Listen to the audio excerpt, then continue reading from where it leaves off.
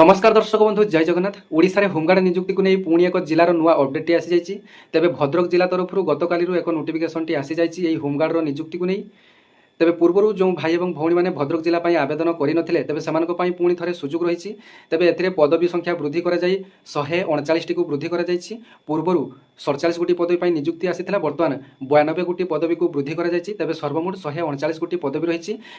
भद्रक जिलार जो भाई और भौणी मैंने फास्ट फेज्रे एप्लाय कर समस्त आवेदन करे। तेबे फर्म अप्लाई 17/11/2025 आरंभ हो और शेष तारीख रही 22/11/2025। आपण हाथ में 5 दिन मात्र समय रही। जो मैंने कि फास्ट फेज रे एप्लाय करें से सेकेंड फेज रे एप्लाय करेंगे।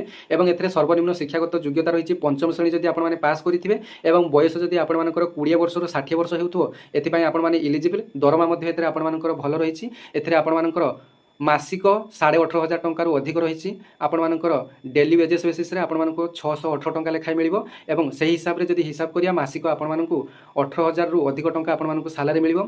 तेबे आवेदन करने आपर डॉक्यूमेंट कौन कौन जानी नियंतु। आपर रेसिडेंट सर्टिफिकेट आवश्यक, आपर एजुकेशनल सर्टिफिकेट आवश्यक, आपर बार्थ सर्टिफिकेट आवश्यक।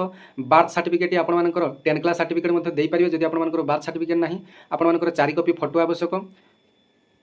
जदि आपने कौन स्वतंत्र कला रखिंट डिप्लोमा ITI कंप्यूटर कर तार सर्टिफिकेट आपने दे पारे। जदि ड्राइविंग लाइसेंस कर तार सर्टिफिकेट आपने दे पारे।